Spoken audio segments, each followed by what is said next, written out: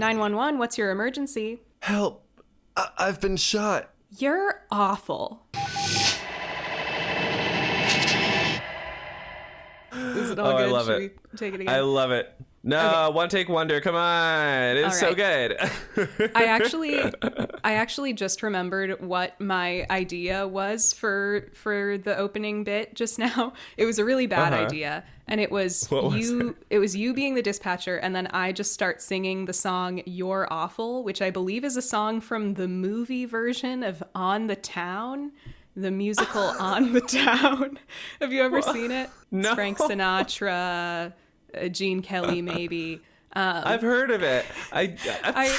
So this is like a running joke in my family, sort of, because we caught part of this movie on TV a while back, and it's got this song in it. I think it's Frank Sinatra that sings it to the girl he likes in the movie, and it's this crazy song where the joke is that he's just telling her she's insulting her, but then he'll pull it back around to being something good in a way that I find really funny. So it's you're awful nice to look at. I just want to say, Jane, you said that we couldn't do a Vine reference because you were afraid that our audience wouldn't get it.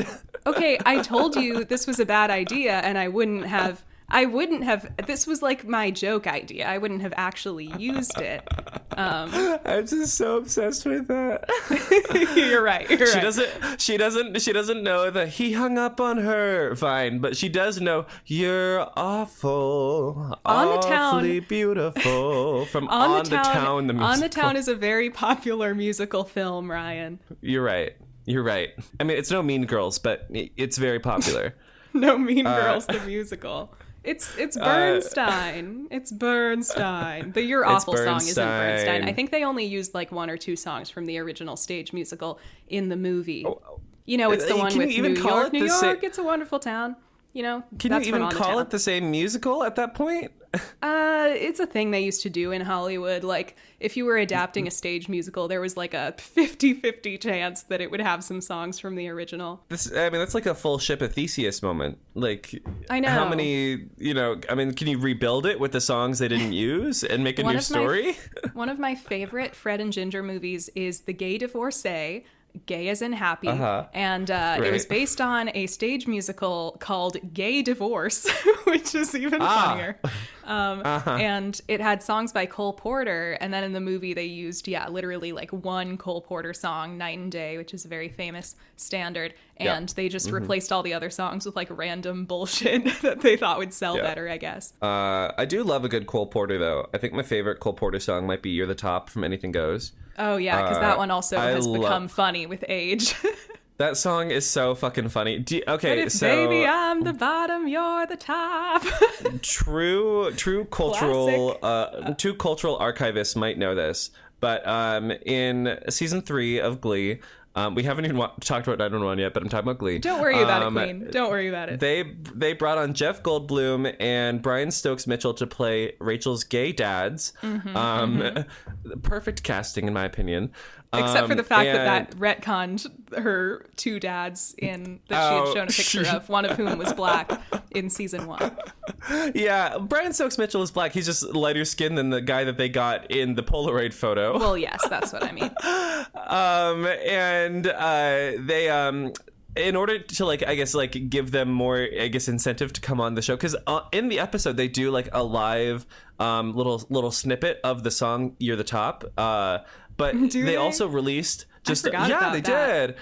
And they recorded and released a full version of them doing it as a duet. It's That's everything. Crazy. And how did I not know this? It takes the double entendre that came out with the benefit of hindsight. It takes that double entendre to an extreme, and it's so fun to listen to. And also, they sell the fuck out of that song. Brian Stokes Mitchell, sure. Love of my life, sells the fuck out of that song. I can't. I love it. I love it so much. It's my preferred recording of that. Well, obviously the obvious joke with that song is the top and bottom thing, but my other favorite thing about the Cole Porter song "You're the Top" from Anything Goes is that the entire concept of the song is listing a bunch of 1930s references, and so now they have become like totally inscrutable, most of them. You know, like it'll be saying stuff like "You're an arrow collar," like "You're a Coolidge dollar." It's like, what the hell is any of that? I'm literally gonna look up the lyrics and we're just like gonna run through some of the funniest of them. Because like there's hilarious. the ones that like you like are still like understandable. It's like you're the top, you're the Coliseum, you're the Louvre Museum, you're a Shakespeare's sonnet, you're Mickey Mouse. You know, like that sort of thing. Ovaltine. You're a Botticelli, you're Keats, you're Shelley. You're a Bendel bonnet. Like that. What the hell is a Bendel bonnet? Right, like that makes less sense. Your Garbo's salary, like people don't know Greta Garbo anymore, unfortunately. That's a good one. Now you would imagine imagine if they did it on Glee and they like changed all the lyrics in a really cringy way to be like 2015 references or whatever. Like your Drake's salary. Your Drake's salary, your Hotline Bling, your Bang Bang, your My Everything. Oh, bars! Oh, bars! Okay. I do want to say some of these rhymes are absolutely ridiculous. Absolutely ridiculous. Like you mentioned the Coolidge dollar, so it's like you're a Coolidge dollar, you're the nimble tread of the feet of Fred Astaire, you're an O'Neill drama, you're Whistler's mama, you're Camembert. Like it's good. It's good. It's great. That Cole Porter, he was the musician and the lyricist, the composer and the lyricist, I believe. And he was gay, so like jot that down. Yes, he was. Yeah, jot that down.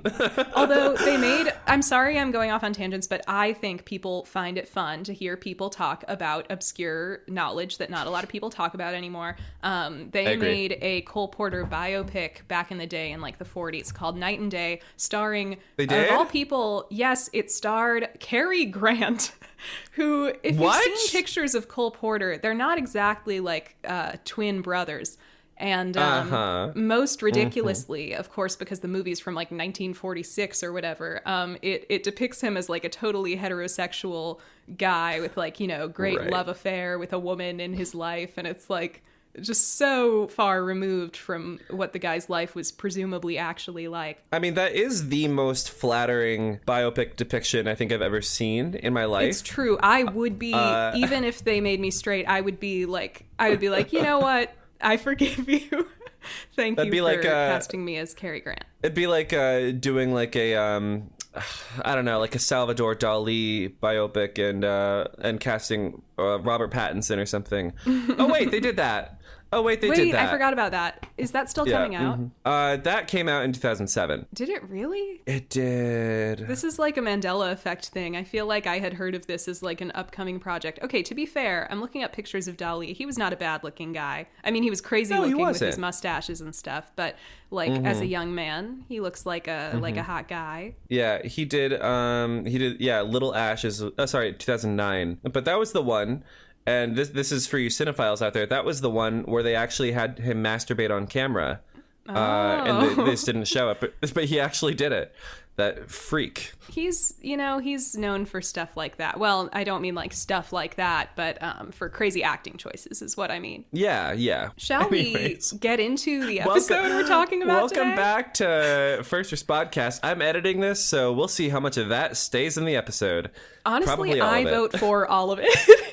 I do too. Welcome back to the First Respodcast. On this glorious day, we are discussing Season 2, Episode 5, Awful People, written by, guess it, Kristen Rydell. Yes. Hey, Kristen. How you doing? I didn't look that up until like the end of the episode, me watching it, and I was kind of like, I knew it, like something about this episode, it has that fun vibe that Karma's a Bitch had in Season 1. Like Karma's a Bitch, we actually get a returning character from that that's episode. Right. So maybe Kristen herself was a big fan of her OC, Porch Pirate Lady. Listen, I don't blame her for that. I am not mad at that at all. If I was like writing an episode in season 1 and created a character for that and was tasked with writing an episode for season 2, I would totally do a callback to my own work. This is my own internal continuity. I would have a whole life for that person, okay? She probably wrote like a whole character. Season. She wrote a whole character biography for Porch Pirate with like her tragic backstory and why she is the way she is. Character sheet like D&D. Like yeah. Well, we do those in writing too. And so it opens, there's this cold open, right? There's this dude, he's loading a flat screen TV into his car, looks very expensive. He's got a nice car, it's like a Wrangler or something like that. It's like a nice Jeep. And then as he's backing out of his parking spot, he seemingly hits a woman with his car. And, a woman who came out of nowhere. Out of nowhere. And she is seemingly very hurt, very in pain about this. She's really freaking out. Yeah, she's freaking out, but not enough to the point where she can't stop to notice the really nice paint job on this guy's rims. So, of course, how does this end but of her collecting a big fat insurance check? $12,000, it said. $12,000. You know what that is? That is 1/6 of 96,000. 96,000. Is that 1/6? Wait, let me do the math. No, 6 times 12 is 72. Oh, it's 1/8. It's 1/8. She has to do it 8 times, and she gets the jackpot from In the Heights. We both have art degrees, guys. Okay. I'm gay. I didn't even take the SATs. Okay, like leave me alone. Well, anyway, that was good. Speaking of which, there's also a needle drop in here, which is She Works Hard for the Money. About this. She Works Hard for the Money by Donna Summer. It's a great song. Such a great song. Such an all-time banger. And we start to see this montage of this woman just doing this over and over again to people. Yeah. Or, we see her doing it in various ways. She goes to like a mall food court, pumps a big little thing full of ketchup, drops it on the ground, deliberately slips on it, makes a big stink. Yeah. And we see like at one point she's in a parking lot. She's got like a trunk full of like crutches and canes and stuff that she can use to go to the insurance place and file a claim and make it look like she seems to be like injured. a career fraudster. Like this is like her bread and butter. And she's good at it seems. Well, she is. But she's in the parking lot, presumably of the same mall, and she sees an old woman walking to her car. And so she gets in position, right? And as the woman is about to put her car in reverse, what happens to her? She gets rammed by a car. The full Regina George. Yes, it's hilarious. You see this like Regina George. We're like in front of the old lady's car, so we see this like out her back windshield. Just the lady getting mowed down, like earnestly hit by a car. And then once she's on the ground, the lady also backs up and runs her over. Yeah. She gets fucking wombo comboed in the parking lot. And then, of course, the lady calls 911 because she hit a woman with her car, or she ran over a woman. And, yeah, she's like, I think I killed her. And the 118 responds. Bobby is looking snatched as always. And she's still under the fucking car. She's still under the car. The 118 rolls up, and I believe it is Hen that recognizes that face. That face that is unforgettable. Because where was the last time they saw her? Oh, wait. It's the goddamn porch pirate. It's the porch pirate. Athena has shown up, and yeah, she also recognizes her as, she says, it's the damned porch pirate. And at this point, she says, the porch pirate in question says that she has attended her court-mandated therapy. But at this point, you're thinking like, man, Lorraine, like, you need serious help. Potentially more serious than you've gotten before. Because although she has given up the porch pirate thing, she has just moved on to a new addiction, which is insurance fraud. She graduated, if you will, because insurance fraud, as we know, is a much more serious crime. I believe it's a felony, as opposed to misdemeanor theft, which is, I believe, what she was looking at before. And I just like I love how on her side we were kind of at the end of her call last time we saw her. Like we were feeling bad for her. We were pitying her because she had mental illness. This was a difficult thing that she was going through, and like obviously it was like a bad thing she was doing, but it was a manifestation of a deeper issue. And now it's like she has made absolutely no effort to improve herself. The therapy did not help. No, it did not. Basically. Yeah. And as she is being loaded into the ambulance, she threatens the 118 with a lawsuit because perhaps she received improper care last time they were dealing with her. A lawsuit, you say? Is this season 3 foreshadowing? Well, Buck is still on the 118 side right now, so we'll at least don't have to dive into that mess for a little bit. Right. Well, we end this little vignette with Athena saying, "Awful woman." And then we cut to the title card, which you'll recall the title of this episode is Awful People. Awful so that's People. just a little nod to the title of the episode. Do you think we're going to be getting more of those this episode? You know, it's hard to say, but I think there's a decent chance. I had forgotten how on the nose this show was with name dropping its own titles. I thought when it was Trapped... that was a unique occurrence. That was like a one-off moment. And then I think... Stuck came about. There was like Help Is Not Coming, Stuck, and it's like, okay, so this might be a 2 or 3 times occurrence. Shame on me. Like, fool me however many times. I think this might just be the show's MO. I'm loving it, though, because not only is it funny, but also that means we get to run this joke even more into the ground than we already were. So I'll just do it, honestly, whenever it happens. Whenever an episode has a title that they keep repeating throughout the episode. I'm game for that. I am game for that. Absolutely. It's very wrong movie, you know, like doing a big stupid title drop. So I appreciate that. Would you say she chose the wrong day to file insurance fraud? Wait, file a fraudulent. Well, let me try that again.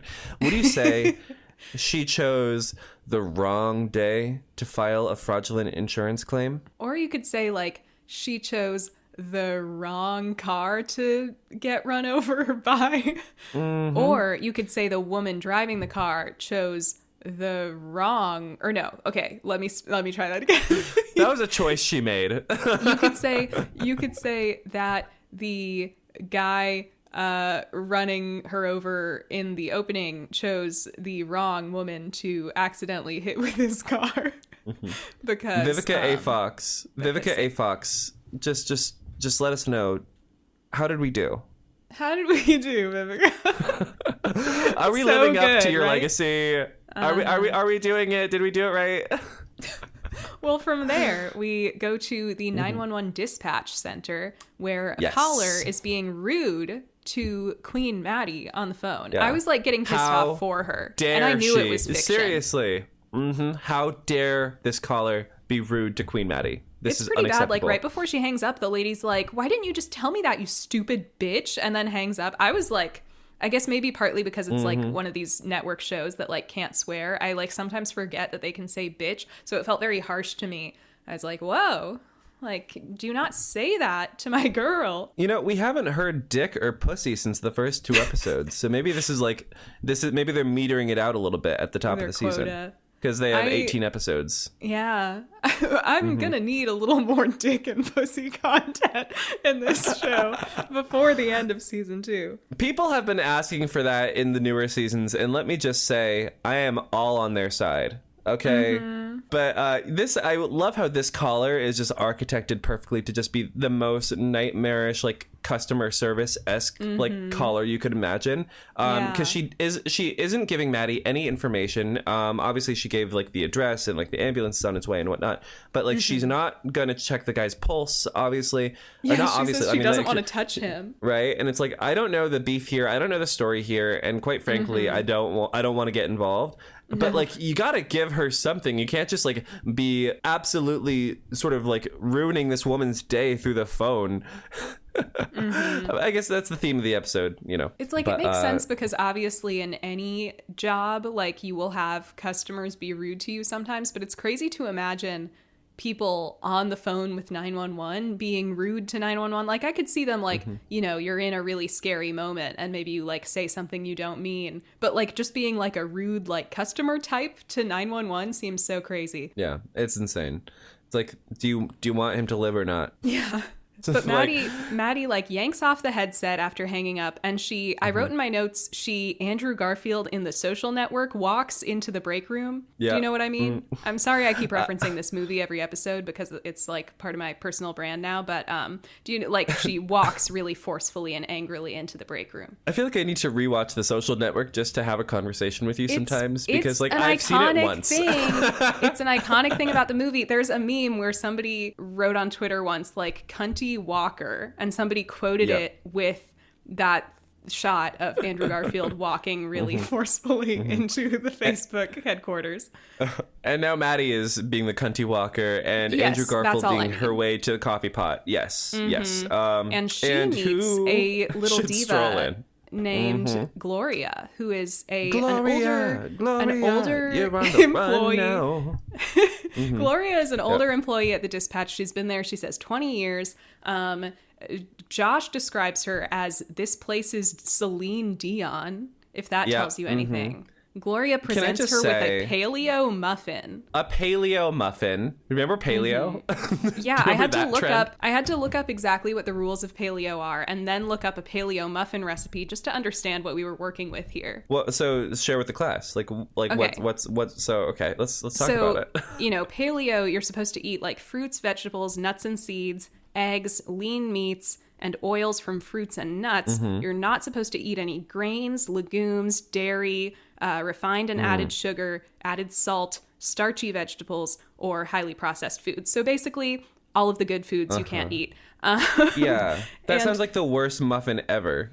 I know. So I was like, God, what is this thing going to be? It actually doesn't sound that bad. The ingredients are almond flour, flaxseed meal, baking soda, baking powder, cinnamon, salt, eggs, coconut sugar, or maple sugar, which I have to say, one of the things that annoys me so much about diet culture is these fucking assholes acting like because they're eating coconut sugar or maple sugar or honey or whatever, that they're not eating sugar and that they're like above refined sugar. It's like, baby girl, it's still sugar. It does not have a lot of nutritional value. It is still going to do to you whatever bad things you're worried about regular sugar doing to you. And you're not any cooler than anybody else because you're getting your sugar from more expensive sources. So anyway, I just think it's funny, like in these paleo rules that it says no refined or added sugar. This recipe has a half cup of coconut sugar or maple sugar and a quarter cup of maple syrup or raw honey. Guess what, babe? That is 3/4 cups of sugar. Like, you can say it's not added sugar, it's added sugar. Like, what are we doing here? I don't care. I love sugar. I think you should eat sugar, but like, be serious. Why are you being so annoying? Anyway, it also has... No, you're so right. We serve baklava. Okay, at my restaurant, we serve baklava. And my coworker was telling me about, like, the ingredients in it. And, like, she was, like, telling me, like, yeah, you know, it's not real sugar. It's, like, it's honey. It's flavored with honey. God. And so, like, it's still, like, healthy. You know what I mean? And I had to ask her a whole bunch of questions to figure out what she meant. Because honey still has sugar. Honey is not good for you. It is sugar. It's just sugar. Just because it comes from a tree or it comes from a bee doesn't mean it's not sugar. Yeah, maple syrup is bad for you. I'm sorry. Maple syrup is delicious. It's amazing. And I want to eat it on everything, but I don't eat it on literally everything because it is still not good for you. Like, moderation, everything in moderation. Come I don't on. really care about it being good or bad for you. I'm just like, you're not going to sit here and act like you're better than me because you're eating muffins that have maple sugar in them instead of white sugar. Get over yourself. Go outside, eat a fucking cookie from the grocery store, and get out of my face. But it also has coconut oil, unsweetened applesauce, which I think is hilarious because, again, you're adding 3/4 cups of sweetener to this recipe. It's like, oh, but there better not be any sugar in that applesauce. Orange zest, orange juice, vanilla extract, grated carrots, grated apples, raisins, and pecans. So it's like, it's probably going to taste pretty good because it's full of sugar.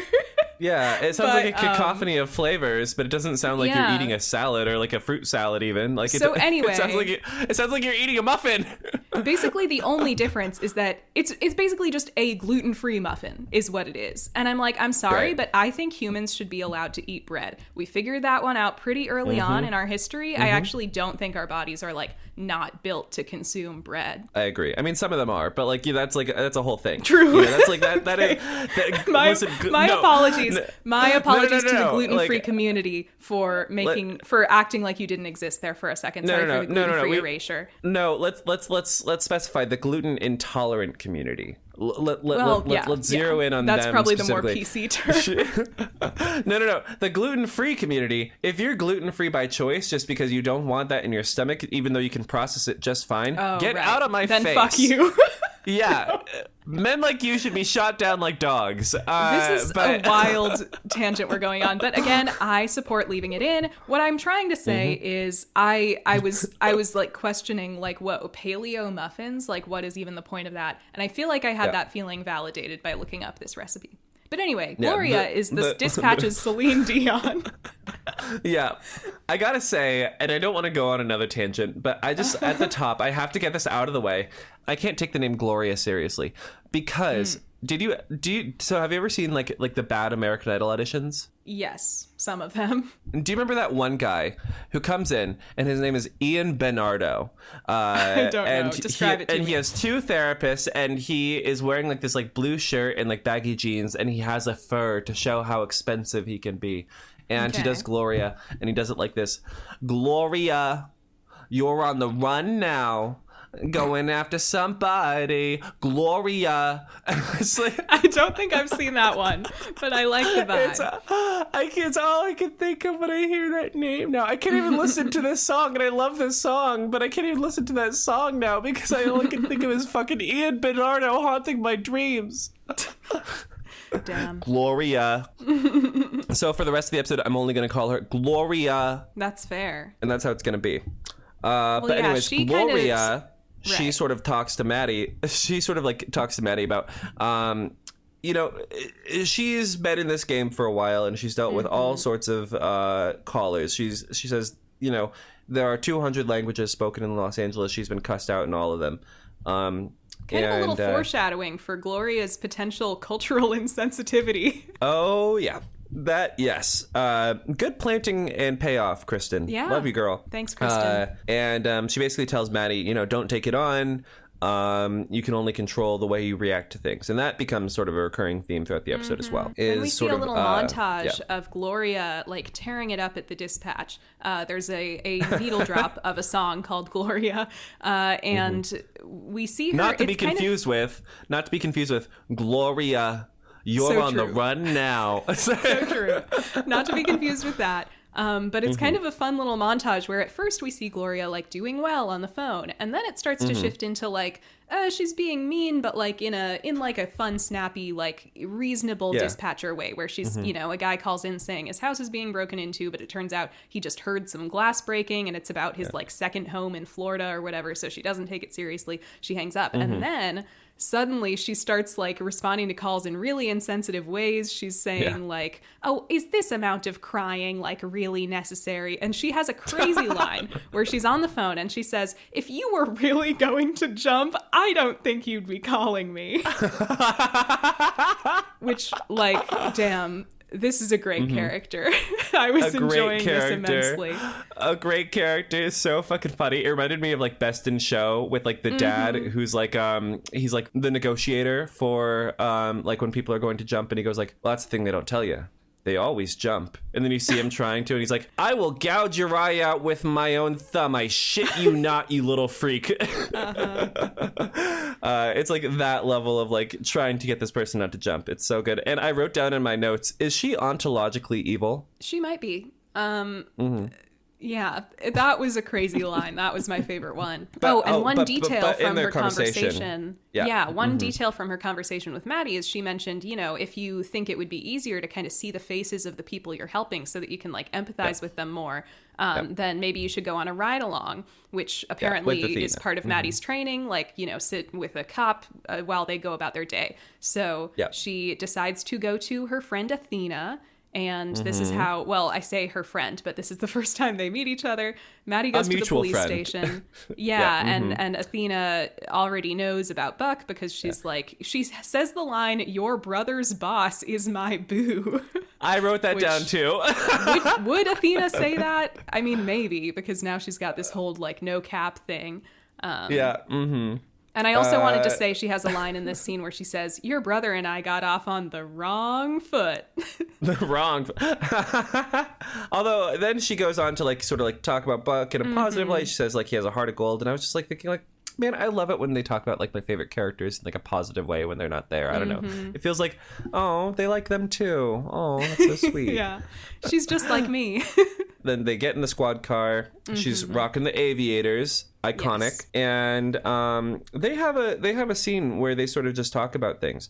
So that's very non-specific, but I really like their energy as they're talking. They talk a little bit about, Athena's kind of curious about why Maddie left her home, and her marriage and stuff, and it was bad. Maddie says it was awful, which a fun little nod to the title of the episode there again.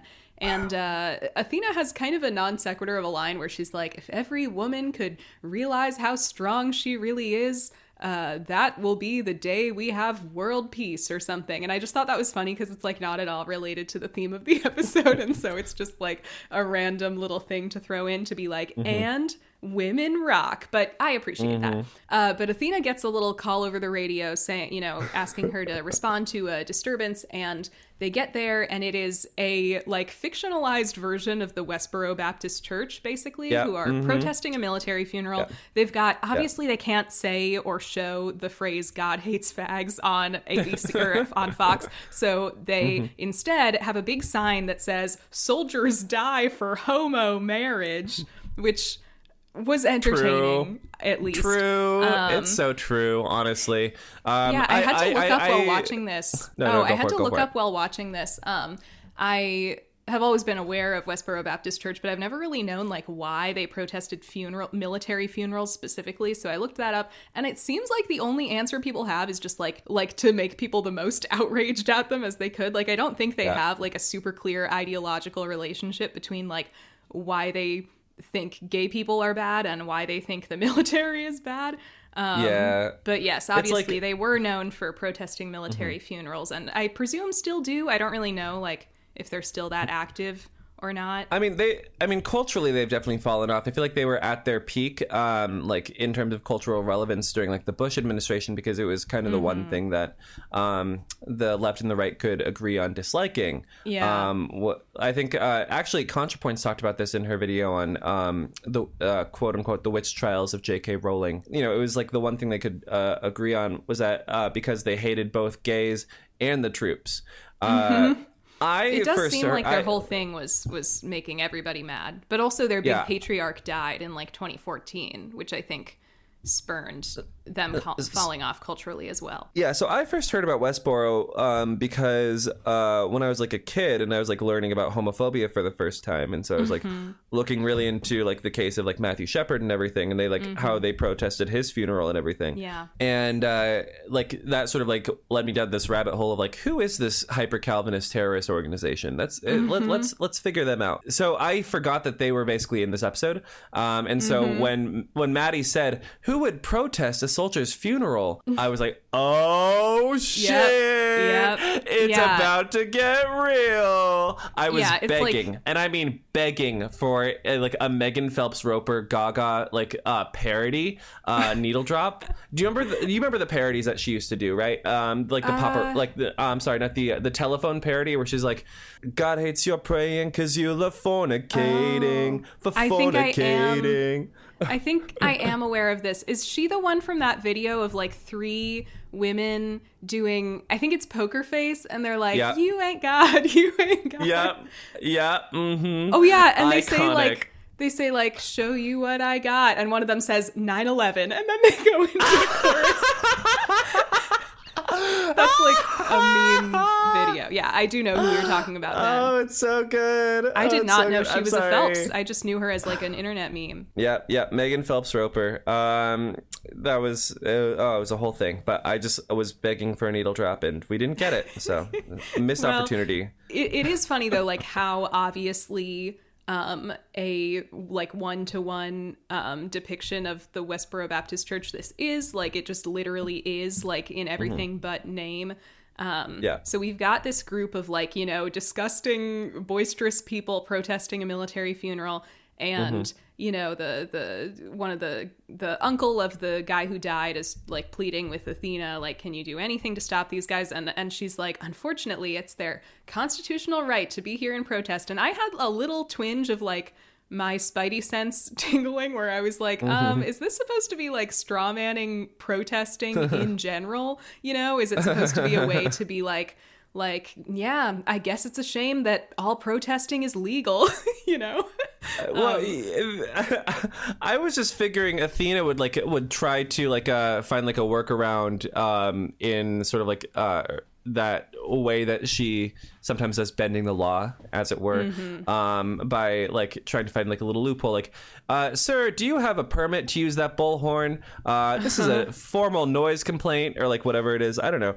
But like we didn't get that. Instead, this guy, the loudest and proudest homophobe in like one of those mobility scooters, he's an older he guy. actually crosses off of the sidewalk and into the cemetery. And then we get the reveal that not only is he homophobic, he's also super duper racist as well. Which I guess it's not like the biggest surprise that this guy who wrote "Soldiers Die for Homo Marriage" on his signs is like not super woke in other areas. Could you imagine? He's an intersectional bigot. Could you imagine? He can excuse homophobia, but he draws the line at racism. He's like, whoa, as like I'm a not white a man racist. in a moped. And he starts saying some very antagonistic things towards Athena. Then he seems to have a medical emergency of sorts. Yeah, right? it looks like he's, you know, in pain. He's collapses. So Athena, you know, calls the 118. They show up. It turns out, I like how they picked like the grossest / most unpleasant thing to have happen to him. He's got a colostomy bag, and it's like backing up into his like waist. He's going to choke on his own poo, essentially. And Hen tries to help him, and of course he's like, no, I don't want that black woman helping me. And, you know, Chimney tries to help. He doesn't want Chimney either, for obvious reasons. And once again, I was like, this is just like an episode of Grey's Anatomy. Because I don't know if you remember. With the fucking the swastika on his like fucking on his stomach. Yeah, there was an episode where there was a racist guy who wouldn't let any doctors of color operate on him. And then I think Bailey ends up having to operate on him, and like in a sort of on purpose, sort of not on purpose way, ends up like messing up his swastika tattoo in the process of operating on him. Oh, it's a classic. Because she's collaborating, I guess, on the surgery with George. Because I think that's how they finally get him to go under the knife, is that they get George in the room, and George, and you know, which obviously is so George funny. and Bailey are tight. Because if you've watched Grey's Anatomy, like George is not the first doctor in that hospital that you want operating on you. No, but that's what 007. racism will do to you. Yeah, unless you're in an elevator. True. There are I exceptions. did write down that they should just let him die, but then this episode came back to bite me in the ass over that. So we'll see about that. But he does have a very funny moment where he looks at Buck and Eddie, and because he's not letting Hen or Chim operate on him, and he looks at Eddie and he goes, "What about him?" And then Bobby very pointedly goes, "Diaz, you're up." He's like, "Diaz, what kind of name is that?" And he starts, always think it's funny that Eddie starts giving like his full ethnic background. He doesn't just say, "I'm Mexican." For some reason, the show has decided to like write in what I assume to be Ryan Guzman's like real life family history, which is he half Swedish? I don't know for sure, but I was like, why would they do that specifically if it weren't the actor's background? But I could be wrong. Like they could have easily just, what does it say? So his father, Ramon Guzman Jr., was an immigrant from Mexico, and his mother, Lisa Ann Nee Hudson, was a Californian with English, German, French, Dutch, and Swedish ancestry. That's such a white person thing. We always have to be like, oh yeah, I'm English, German, French, Dutch, and Swedish. You can't just be like, Literally. yeah, I'm white. Literally. I'm fortunate that I'm like so Irish that I can just say like, yeah, I'm mostly Irish, and then people just kind of move on. Well, but I always think it's funny that they specify that he is half white, specifically Swedish. He makes a whatever. funny quip that he's like he can use his Swedish half to operate on the guy. But they never told me what half that is, and it's almost like he's been saving up that joke or something and decides to use it in this moment, even though nobody cares. But yeah. So the guy doesn't even want Eddie, little white passing Eddie, to work on him, and then he starts aspirating on his own shit. And Chimney has a great line. He says, "Actual diarrhea of the mouth." Which, hey, it's true. It is true. I just know it smelled crazy out there. Like, that ruined the funeral for good. Thank God they were outside, you know? These guys, this fucking, like, Westboro guys, they're so dramatic that not only do they have to protest the funeral, but they have to make an absolute, literal shit show of it. I'm sorry. I just puke up their own shit at the protest as well. I don't respect the theatrics of this. I can't. I don't respect the pageantry of what they're doing here. He did. It was all for attention. It was desperate, honestly. But you know, it takes the phrase "eat shit and die" to whole new levels. And hopefully this guy died. Hopefully he did. That was we can just assume that it happened off screen. So then we go to like after they've responded to the call, Maddie, Buck, Bobby, and Athena are kind of meeting up for a second. We get a little bit Maddie meets Bobby. Maddie meets Bobby. We get a little bit of like Athena stuff, and Maddie and Athena decide to go to lunch. So they go to this Chinese restaurant, and Abby gets name dropped in this scene, by the way. Yes, Maddie is asking Athena what she thinks of Abby, and kind of saying she doesn't approve. And Athena asks, "Is it the age difference?" And she says, "More like the time difference." Because, Abby's never here. She's always traveling the world. Yeah. And it's like, that is a problem. Yeah, Maddie has, like, genuine misgivings, not about Abby's, like, character as a person, but more so about their relationship, because by this point, it seems like Abby's been away longer than she and Buck were together.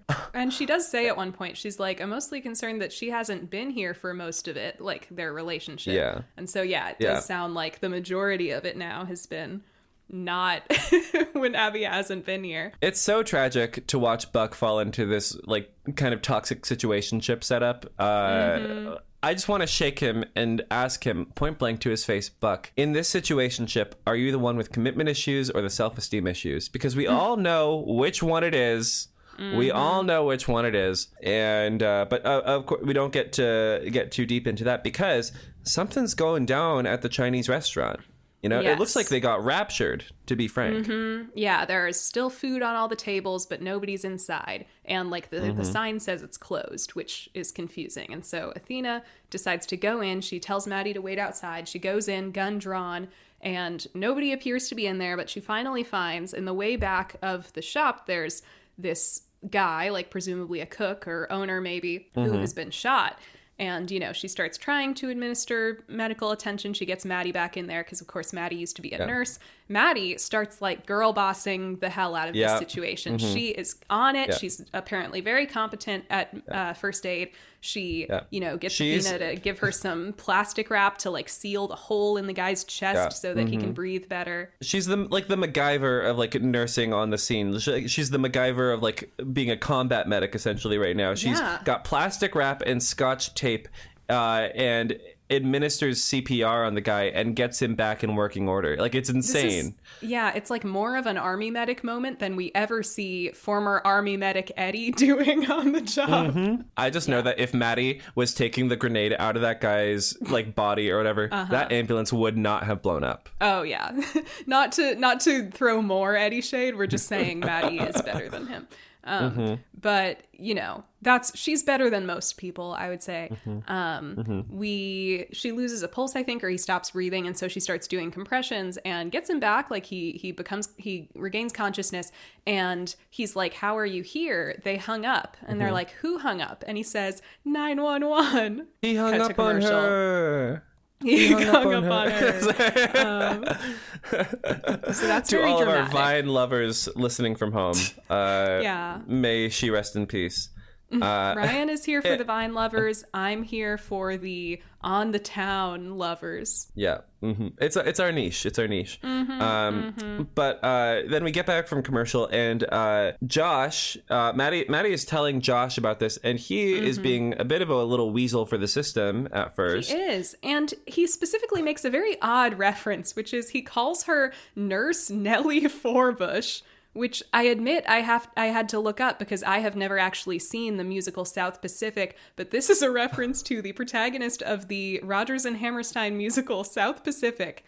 And I believe, like I said, I haven't seen it. I believe it's a story about a like World War II nurse overcoming her racism. So I was like, why would he call her that? Because it's a classic musical and he's gay. Jane. Oh, I see. You're right. But it's ironic because it turns out to be the dispatcher who hung up on the guy turns out to be the lady who's got to overcome her racism, I would say.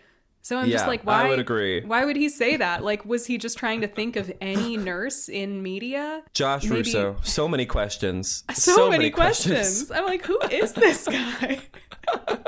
But, he requests sort of like the number that he called 911 from. Obviously, Maddie supplies it, and they sort of look through the archived recordings. And guess who answered the phone? Gloria. You're on the run now. Running after somebody. It was Gloria. And, big drama. She, not only did she hang up, the way she hung up is, the guy at the restaurant was like, didn't speak a lot of English. He's got a heavy accent, but like still totally understandable over the phone. Yeah. But he's, kind of speaking in broken English. He's saying like, I got shot. I need help. He even like tells her the location, and she's like, I can't understand you, sir. And when he like desperately is pleading with her, she's like, there's no need to yell at me. And then like he starts speaking another language, and she's like, and he's now panicking. you're speaking another language, and she hangs up on him. So it's like not just that she hung up on him. It was like a very like racially motivated hang up, seemingly. Literally. It's like, damn, she has issues and they run deep. Yeah. Any sort of like likability that like Gloria got from like the I guess the charismatic way in which she was abusing the people that were calling her before.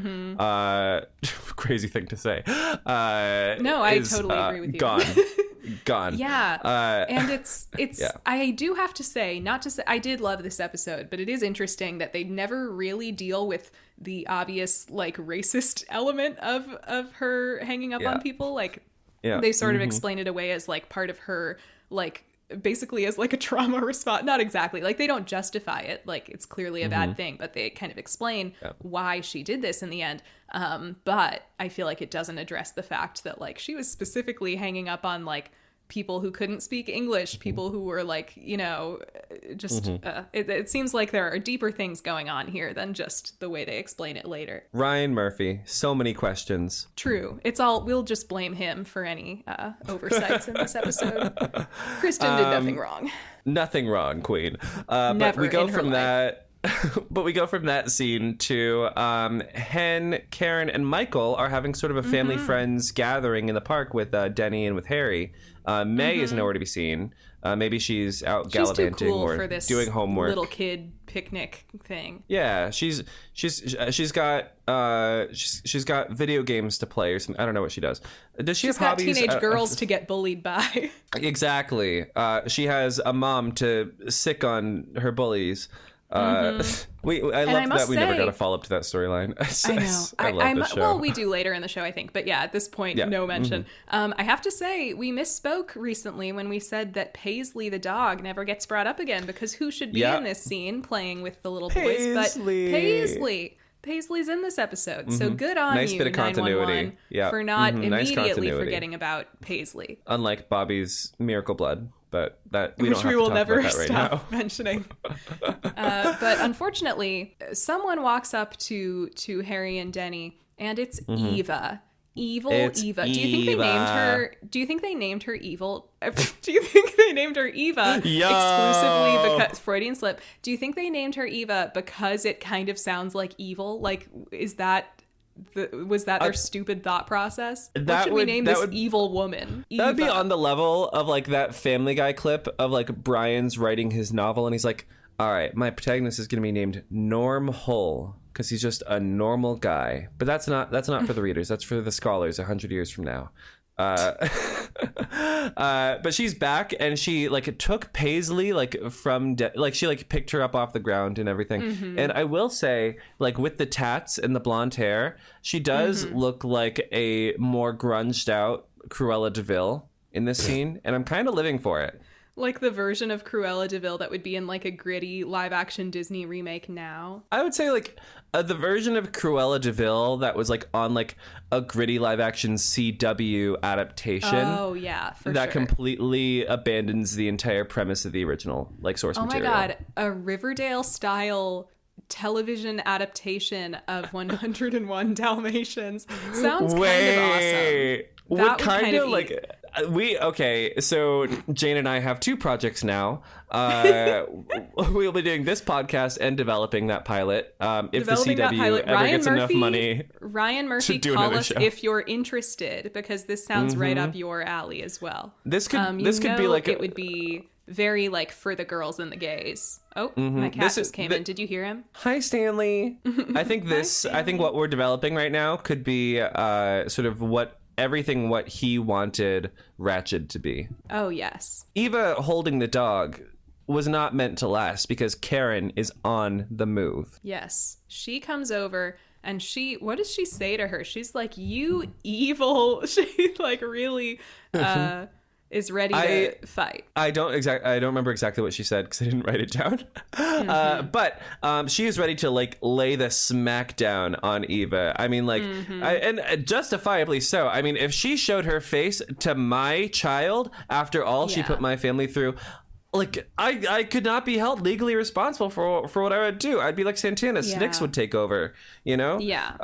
They start interrogating Eva on, like, what she's doing here, asking her, like, if she, like, said anything to Denny. Eva's like, you mean if I told him that I'm his real mom? Like, no, not yet. And it's sort of revealed that, you know, even though she signed away all rights to Denny on the day that he was born, there's someone that didn't. There's someone that did not. And that man is named Nathaniel. And Mama, a biological father behind you. Yes, Eva has brought Denny's biological father to this park on this day, and presumably he's going to be a part of whatever legal proceedings she's trying to make against Hen and Karen. So we've got another Eva-related snag in Hen and Karen's life. Another. And for the record, Nathaniel, this guy, didn't even know he had a son. No. Like, she says this openly, like, he didn't even know he had a kid. And so, like, let's just say, I mean, the Hen drama, we have been jonesing for some more Hen storyline, and it is getting juicy. It is getting this is a pretty juicy episode. I was happy with this for Hen. I was too.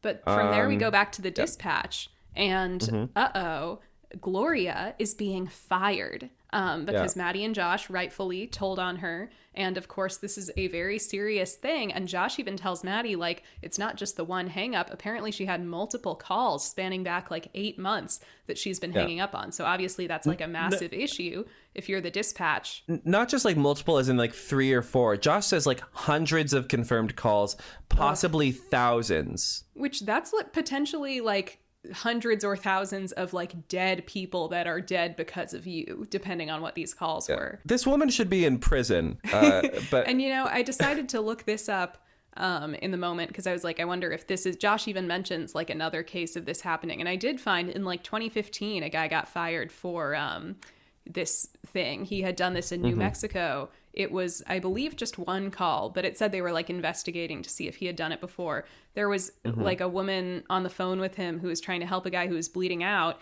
from being shot. And, you know, I guess she got like a little snippy with the 911 dispatcher. So he just hung up on her and the kid died. So it's like, yeah, you can't really do that. Yeah. But I guess there is some real world basis for this. Something I do love about this scene where Josh is explaining the situation to Maddie is that he starts kind of psychoanalyzing Gloria a little bit.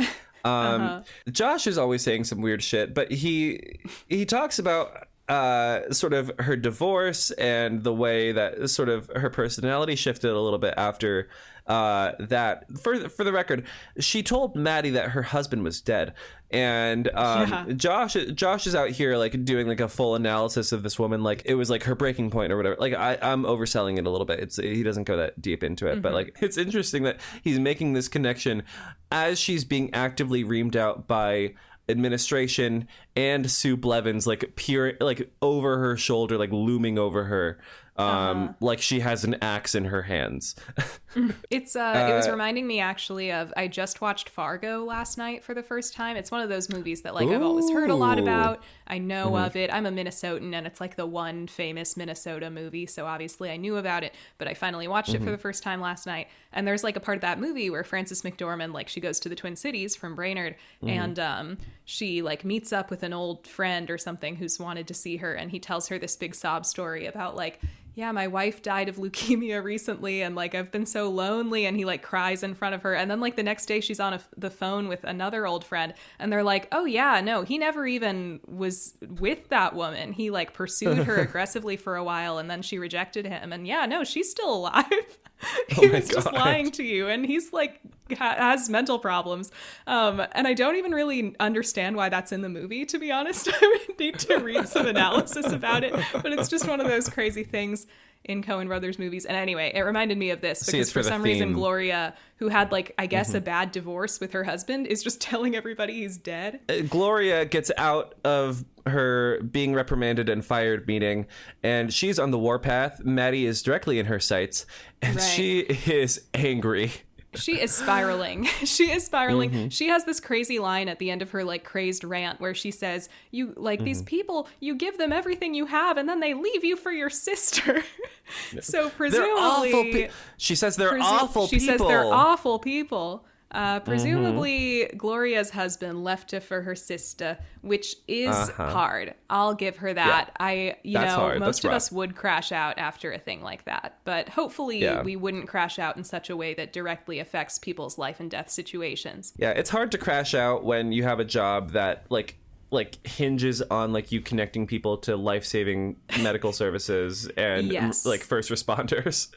like that it's hard to hold it together. So like a part of me does want to extend my empathy to this old racist woman, but I'm gonna stop it right there. I'm just gonna cut it off right there. She's a complex character, I'll say that about her. She's got layers, and she does say to Maddie, and I quote, "Snitches get stitches," as she's being like transported away by security into the elevator. She is so funny. Like I need a whole spin-off show about Gloria where she's like an anti-hero. It's like a Vince Gilligan kind of thing. Yeah. And then we go from that scene, that crazy crash out scene, to Hen getting home with Denny and Paisley. Maybe she took them for a walk or like out to the park or something. And Paisley. This might be Paisley's last appearance on the show, so let's all pour one out for Paisley. We will see if we see the pooch next again. Mention of Paisley, I think, is informing us that she has died. 4 seasons later, it needs be said. Well, maybe I'm forgetting other mentions of her this season. But anyway, Hen gets home. You made a 4-hour video about this show and you don't have a complete encyclopedic knowledge about every little thing that goes on inside of it? This is like the kind of argument that like the buddy shippers on Twitter who are mad at me would make about me. Like I'm pretty sure in the comments of that tweet hating on me for like saying negative things about Eddie, they were like mad at my takes on like Josh and Michael too. And it's like, once again, like I'm sorry, but like you can't hate me like just any for of the gay expressing characters. An opinion. Yeah, I'm just homophobic, guys. Sorry. That's the secret. Known homophobe Jane Mulcahy.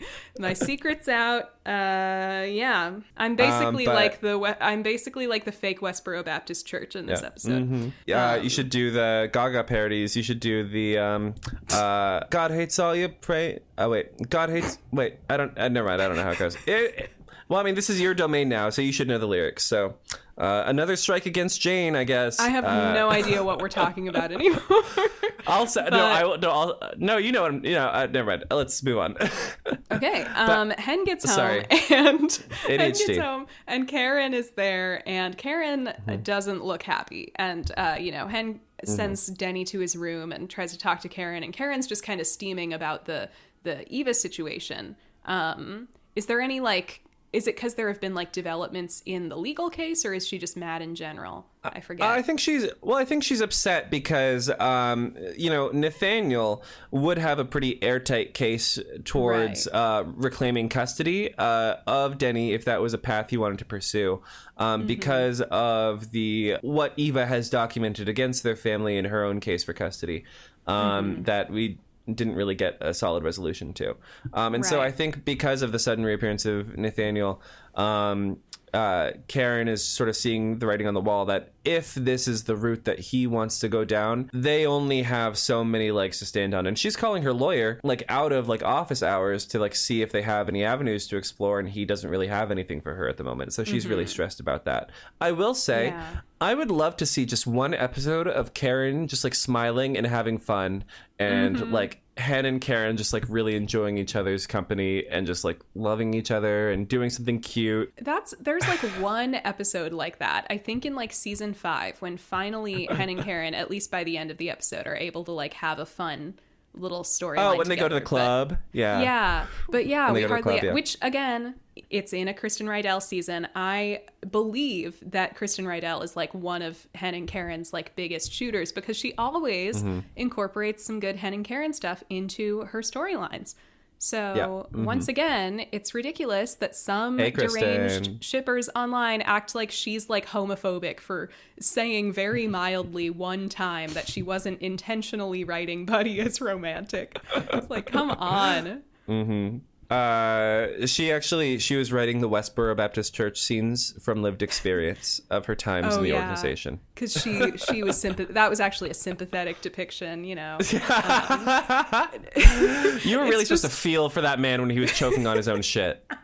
It's just like, I obviously I'm a buddy shipper. I'm not like anti-buddy shippers, but I hate this thing of like, especially in like white guy ships, where people will like erase actual queer people. Often in this case, it's like the black lesbians on this show are like don't even count as gay people to certain shippers in this fandom. It's like, come on, like you're saying the quiet part out loud, I guess.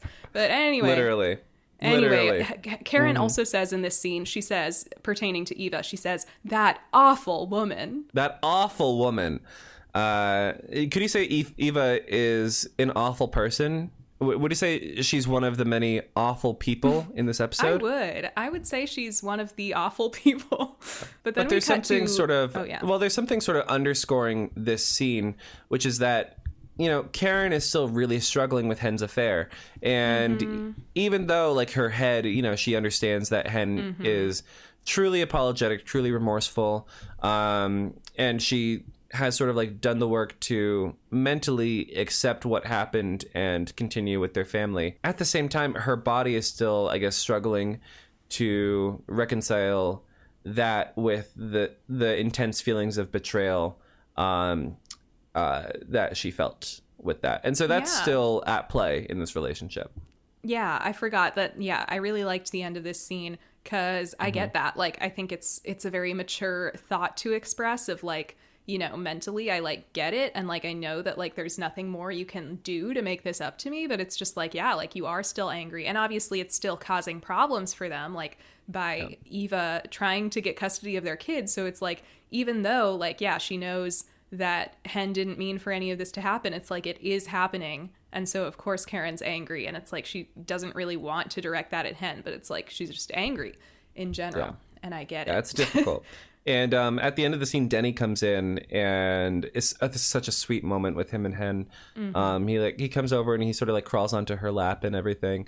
It's so adorable. I'm going to say something mean, which is, this kid is adorable, but I have to say, at least early on in his appearances on the show, I feel like he was like a pretty bad child actor, which is totally a mean thing to say, because kids are not, like, they don't have to be good at acting. This child sucks at his job.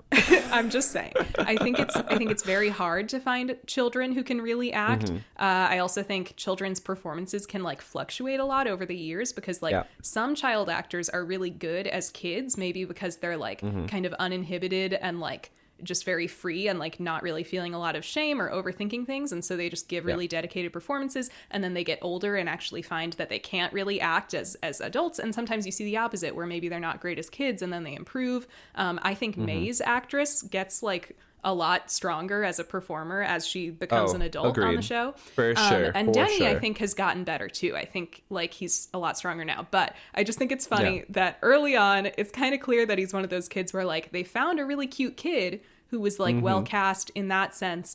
But every time he opens his mouth, he has a line in this scene where he's like, "Is mom mad at me?" or something, you know. He just keeps like it's said very awkward. It's like it's said with the awkwardness of like a Victorian child asking if she can, you know, if her governess is going to take her to the well or something. You know, like he's like 5, right? Or 6 or something, this actor. He's really young. So it's like I am not genuinely, this is not me trying to bully this child. I just am. And he's improved. No, that's true. He has improved. That's true. Yeah, but I was kind of laughing at his delivery in this scene. No, that's super valid. I do like one of the lines that I thought was just very sweet, where he's curled up on her lap and he asks her, "Can you fix the bad things like you fix people at work?" Like cute very sweetly line. Yeah, cute kid line. I don't know, I'm a sucker for these little parental scenes, I guess. From there we go to Buck and Maddie making dinner, and I have to say I was shocked by this scene's lack of white wine. It just feels like it should be. Where's the white wine? Typically in any scene of these two eating dinner, Maddie is uncorking a bottle of white wine. So I just found it odd that in this scene, she's instead like angrily tossing cherry tomatoes into a salad, which was also funny. But I was like, maybe it's a work night or something and they're not drinking wine. She's doing dry January. Yeah, maybe. Do you think it's supposed to be January in this part of the season? It's LA. It's not even Christmas yet. Oh, that's true. I forgot they did a Christmas episode. I'm looking forward to that. That'll be fun. Back when they used to do Christmas episodes. I was thinking at the top of the scene, who gave Buck a frying pan? I don't trust him with that. He's a good cook. What are you talking about? I don't know. I just like, I need to stop infantilizing Buck just a little bit in my head. He just cooks because with like shallots now. And sometimes he's just so stupid that like I feel like he'll like trip and he'll fall and he'll find a way to stab himself with it or something. I don't know. I think you're underestimating. In any other situation, I would agree, but when it comes to cooking, I am a Buck is a good cook truther because it's in the text of the show. But even the show itself sometimes forgets that. That's true. But that's anyway, true. This isn't a very Buck-heavy episode. No, it's not. I just have this urge to throw him in a padded cell and just like not let him do anything. Of course. Or like put him in a little enclosure in the zoo so that you can always keep an eye on him and like feed him carrots and stuff. He has ample room to like run around, roam a little bit. Yeah, graze. No, it's a wildlife reserve. Like it's not like a bad zoo. Yeah, exactly. It's like the one that we saw with that episode with the tiger. Like we'll put him in the flamingo enclosure. Right, he would love that. He'll have lots of stimulation. But the point of this scene, really, I mean, like they're having their little sibling dinner moment. But Maddie gets a couple of texts from Gloria at home. Yeah, she won't leave her alone. Don't know how Gloria got her number, first of all. Her contacts saved, so probably they just have like, I don't know, like a work group chat and she saved all the contacts in there or something. I don't know. But Gloria is texting her like very like sort of threatening messages, very insecure messages too, like almost like psychotic break messages like, I'm a good person. I can't believe what you did to me. You're going to pay for this. I feel like somebody needs to do like a wellness check on Gloria. Yeah. Take the knives out of her house or something. I don't know. And it's a very short scene. So like, that's kind of all we get from that scene because it cuts right back to the Hen storyline. And Hen is stalking Eva. Again. She sees Eva buying drugs, which is big, right? Because Eva, her whole thing was she had a drug problem, went to prison, now she's out, and so presumably this is a parole violation. So Hen continues to follow her, and she eventually follows her to her apartment or a motel or whatever it is. It's kind of hard to tell which one it is. Yeah. She eventually goes to knock on the door, and Eva doesn't answer. Well, she gets a call in the car first, which is interesting. Oh, yeah. She's about to get out of the car to go up to Eva's motel room or whatever it is. Maybe it's an apartment. It looks like a motel. Then she gets a call from Karen. Basically, Karen apologizes for like the things that she said. Like during their fight, she's like telling her like, I love you, like, you know, come home soon, like I want to be with you. and we'll sort this out together. And it's sort of a very sweet moment for them where like you see some healing happening in their relationship, which is we're thankful for. But it also adds some suspense to this because you're kind of like, why is Hen here? Like, is she gonna cheat again? Is she gonna like kill Eva? Like, there's almost a little. That's feeling what I like was that. Getting. Like, did Hen bring a cleaver or something? She says on the phone to Karen, she's like, I'm just filled with all this rage, and you're like, damn, is she gonna go like shoot Eva? But she hangs up, she goes to knock on the door, and no one answers, and then she hears like glass breaking, and she sees through the window that Eva has fallen. She's unconscious. So, the natural conclusion is that she's overdosing. Hen gets inside, and this is a great moment. I just love the drama of this. She gets in there. Eva is having an overdose. There's like foam. She's like foaming at the mouth. She's clearly, it's bad. And Hen just like, she's about to call 911, and she just kind of stops. And she's like, what if I didn't? What if she was out of my life to die permanently? Yeah. And she almost leaves. She like gets to the door, but of course this is Hen, and this isn't that morally ambiguous of a show, so she does call 911. But it's like a great moment of like, wow, that's high drama. I like it. It's like that. It's like if that scene in Breaking Bad where Walter White sees Jane overdosing and like sort of lets her die, and it's like a big turning point for his character, like his descent into becoming a villain. If instead of like letting her die, he did call 911 and had her resuscitated and all that and everything, like I just thought that it was an interesting mirror to that scene because it's a very iconic scene in TV, and it's like this is like deliberate, like no, he's an awful person, but Hen isn't. Kristen, send me your Breaking Bad awful takes. Person reference. We'll share notes, but but she's a better person than that. So she does call 911. They get there. They administer Narcan. She is resuscitated, and Hen is just sort of standing, sort of sentinel in like the corner of the room. And as Eva sort of comes to, she sees her, and the EMT tells her that Hen saved her life. And Eva has something very interesting to say about it. She says that's because she loves me, right? And Hen is just like, you know what, Eva, I don't love you, I don't even hate you, I feel nothing for you. And brutal. Eva says, then why did you save me? And she, oh my God, I love this. She says, I save awful people every day, it's my job, and walks out. Boom. Boom. It's so Door it's just so closed. Like, whoa, like, like Hen's action movie one-liner. It's so cool.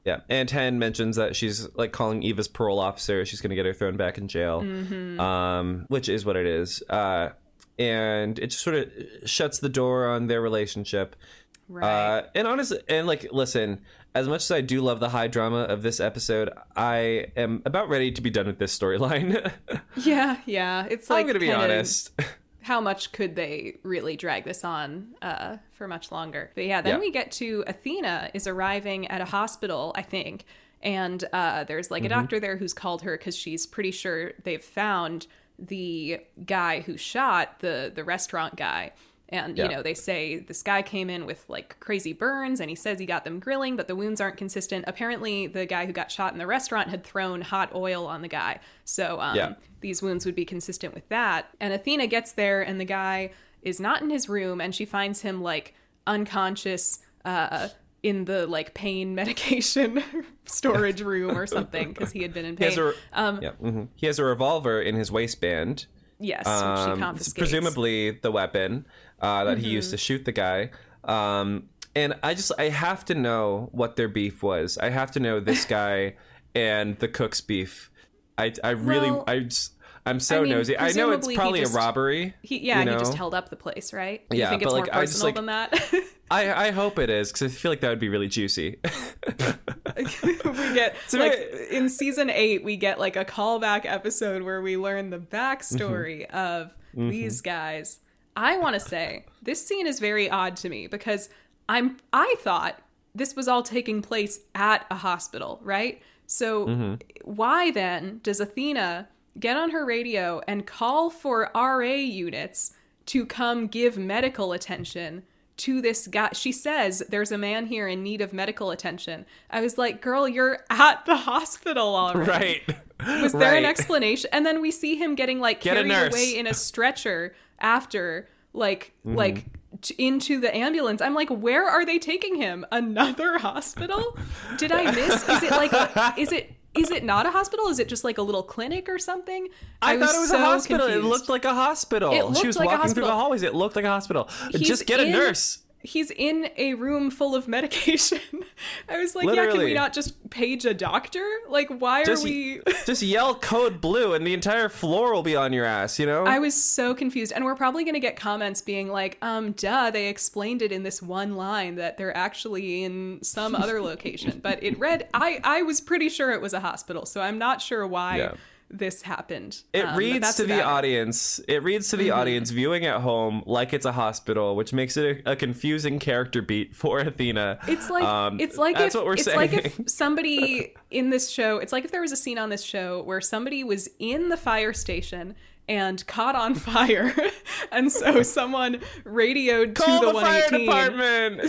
So, radio the 118 saying, "We need a ladder truck in here right now to put out this fire." And then we see the guy getting taken in a stretcher into the ambulance, and then they take him to a different fire station for some reason. It would be like that.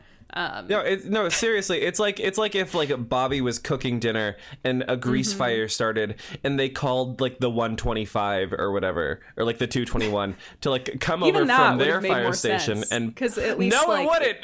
Oh, you mean cooking dinner at the station? I get it. Yeah, I thought you meant like at his house or something for some reason. No. I mean like family dinner. You know what I mean? That would be crazy. Yeah. They have all the equipment in the station and they say, call the 122. We can't use it. We have to save it for the people of Los Angeles. It's bad to use your own fire equipment on your own station. It's bad luck. It's like saying, the Scottish play in a theater or something. So then we go back to Maddie at dispatch. And she gets another call from Gloria, who's still harassing her. Maddie has a fun moment where she's like, "Listen, Gloria, like I learned from you," and then she like hangs up the phone. And then Gloria is like elbow deep in her villain arc. She's like going into psychosis, basically. Yes, she's like a Lifetime villain in the third act of a Lifetime movie, is how I would describe it.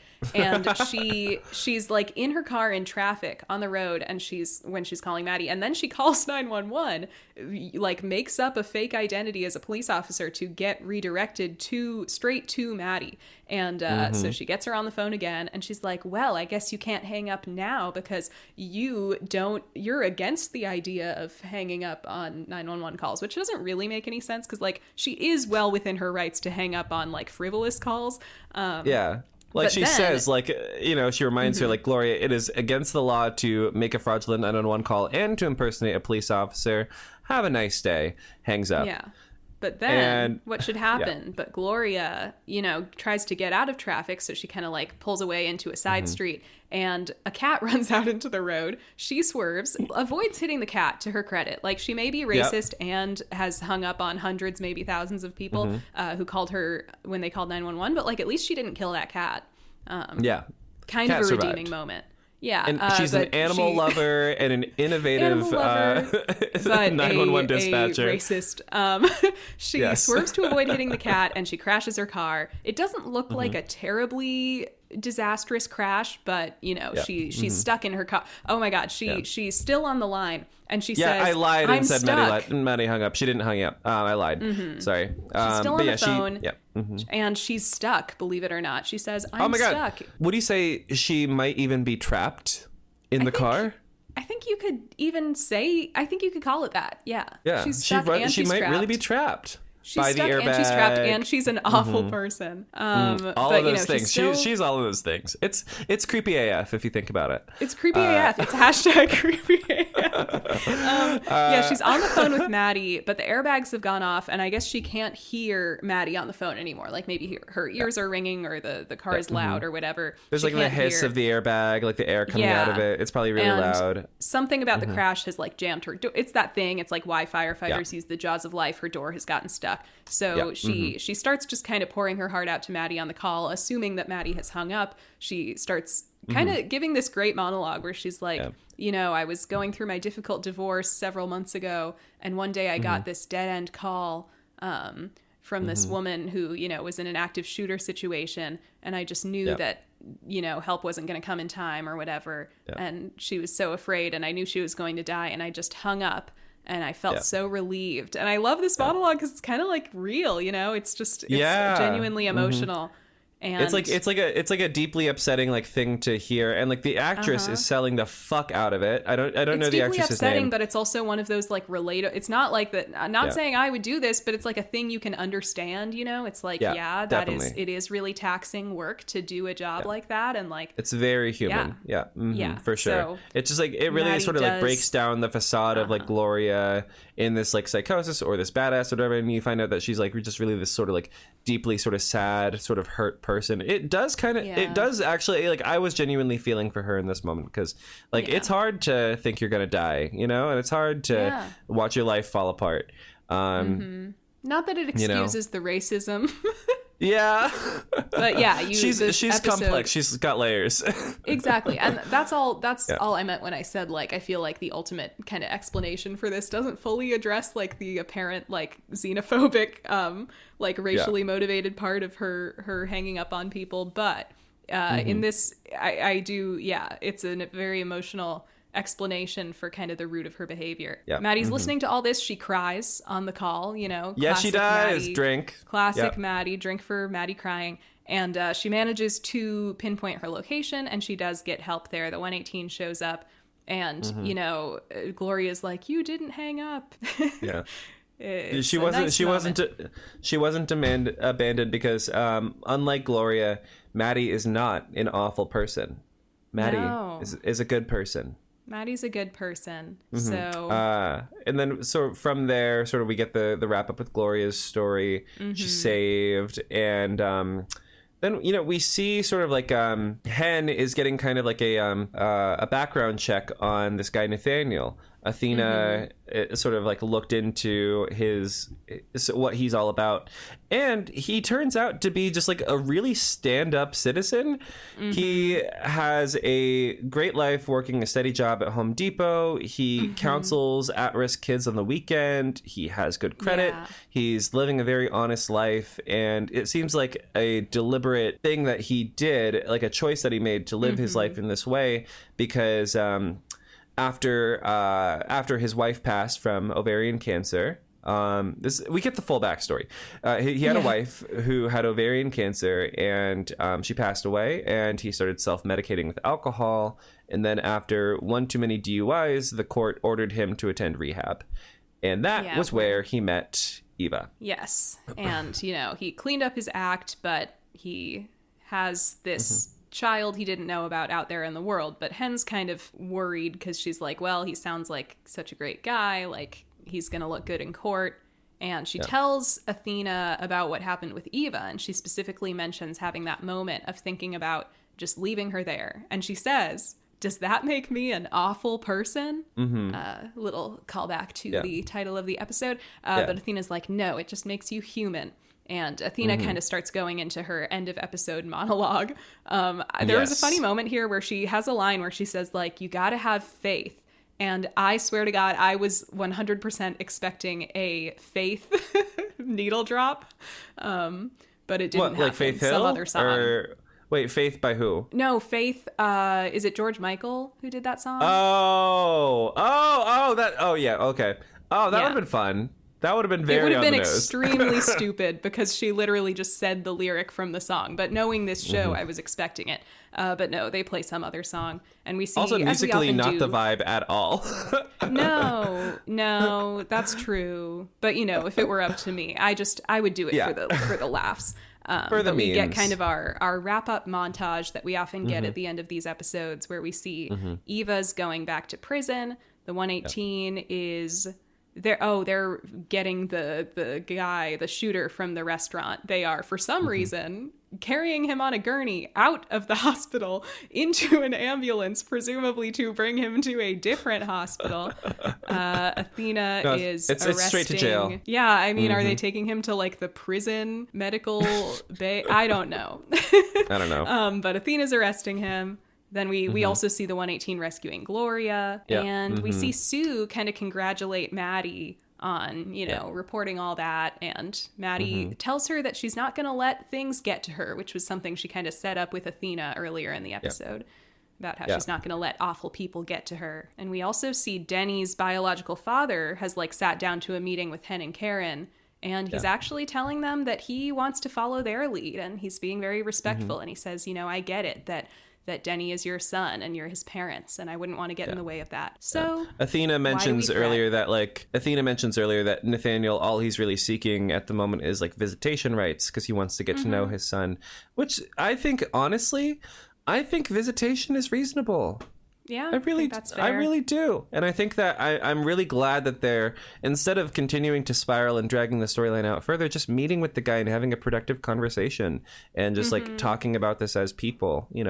It's a really great way to sort of wrap this up on a really mature note, and I remember I feel like they kind of forget about this guy for a little while, and then they kind of bring up more drama with him in season 6, and it does turn into more of like the dragging it out thing than you would expect from, I don't know.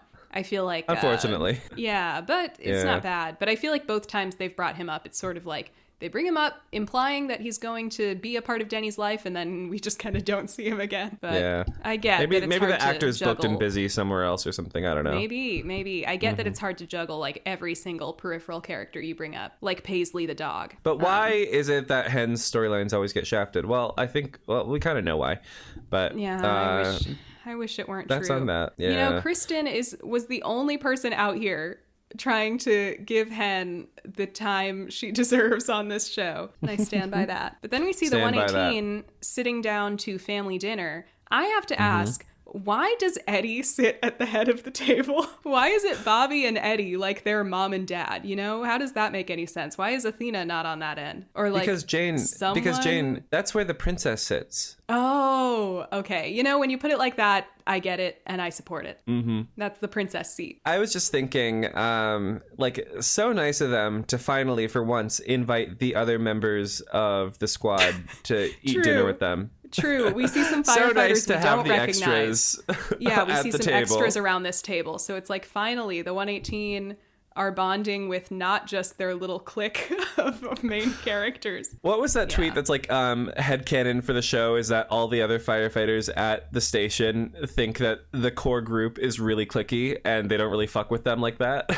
Oh, you have to imagine that that's the case because I realize you could explain it away as like, oh, well, I guess our main characters must just be, they're only ever on shift with each other, right? Like they're the A shift or the B shift or whatever. But no, we see often that there are other firefighters like standing around as extras, sometimes even in the truck with them. So it's like they just don't talk to anybody else. Yeah, there's something to be said about having a friend group and like having friends at work, but then like when it's so insular that you don't invite anyone else into your conversations, it just like not even once. It's fascinating stuff. Like God bless Ravi for getting as much of an in as he did. Maybe maybe it's like a TV show thing where actually they do interact with those people, but it only ever happens off screen. So maybe like in the moments of the show we don't see, they also have like a whole other set of storylines going on with all the other random people we don't know from the 118. Yeah, or it could be like the Glee thing where it's like they're the band and these are the Glee Club members. Yeah. I don't know. I mean, did for some reason. I mean, there were more doctors at the hospital than just, Meredith and Dr. Bailey and their sort of crews, right? I mean, it's true, but at the same time, I think pretty much everyone that they were working with on a daily basis was like a character on the show. Like, I guess there were like nurses and stuff who were more peripheral or in the background, but like, I feel like whenever they brought in a different doctor, it would usually be because they were in like a different department or something, So it wasn't just, I don't know, it felt a little more normal it didn't feel like there were like other surgeons like in the same like residency program or whatever who were not getting any time. Maybe there's some of that, but I don't know, like especially like with the departments that are more like on the sidelines in that show, like Callie Torres can't be the only orthopedic surgeon at like Seattle Mercy Grace, right? I guess it also does Seattle Mercy Grace. I think it's Seattle Grace, what did I call and it? then they have like a rival hospital called Mercy West. And then later, you're right. Later, Seattle Grace gets changed to Grace Sloan Memorial. Yeah. For reasons. For unfortunate reasons. Wouldn't it be funny if 911 did that, and at some point in the course of the show, the 118 gets renamed to like the Bobby Nash Memorial Fire Station?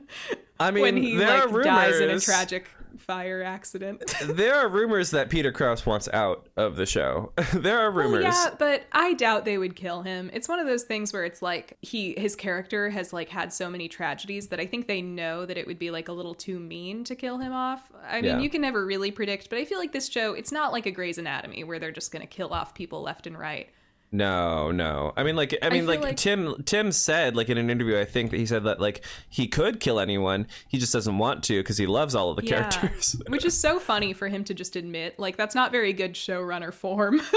But you know, at least he's real about it. But they'd probably have him retire to Florida or something.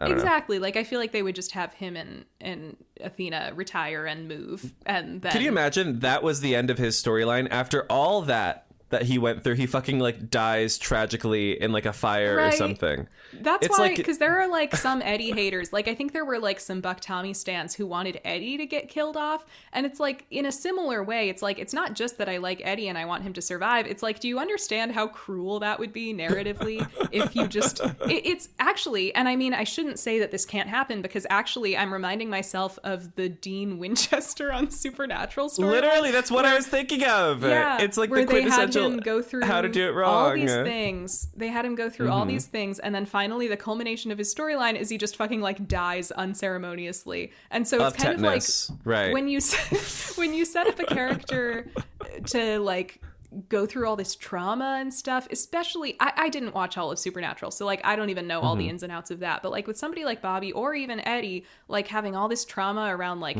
death and like PTSD, and like with Bobby it's like his whole family died. With Eddie it's like not only did his whole like military crew die, but also like his wife is dead. The main thing I always think of is like, you really would want Christopher to be an orphan. Like, that's crazy. That you would want his other parent to also die. Like, that I think is the main reason they would never kill off Eddie. But Jane, and with Bobby, if Eddie dies, custody goes to Buck, and then he gets to be a single dad. Ew. There's probably some deranged people out there who want that. That's so mean. Probably many fanfics. With Bobby, it's like, you know, his whole thing is moving on from this huge trauma and, you know, moving on from his feelings of being suicidal, of wanting to die because he was so miserable. And so if you just had him die at the end of the show, like, that would be so cruel in a narrative sense. It would. Anyway, would you say it would even be awful? I would say it would be awful, and I would look at Tim Minear as an awful person if that turned out to be Bobby's fate in the show. I would look at Tim Minear and I would say, "You're awful," and then I would just leave it at that. I wouldn't even do the little joke about it's actually a compliment. Well, I think maybe with that we should probably leave it at that, because this episode's been going on for a minute, and I think that this was a pretty damn good episode. I think so too. I think we were so funny and so smart and so lovable in this episode. And so referential and so smart with our references. And honestly, to be frank, I think we kind of towered above everyone else. Not just like listening at home, but just in general in the world. In the world. For how many things that we pulled from talking about in this episode and how intelligent we were. It was very edifying episode. Yeah, we're so culturally literate, and I just hope everybody appreciates that, really. So, you know, rate us 5 stars if you agree with everything we just said. Yeah. And leave a comment, of course. Leave a comment, and we will see you next time. See you next time for episode 6, whatever that is. Whatever that is, we'll find out. All right, good night, guys.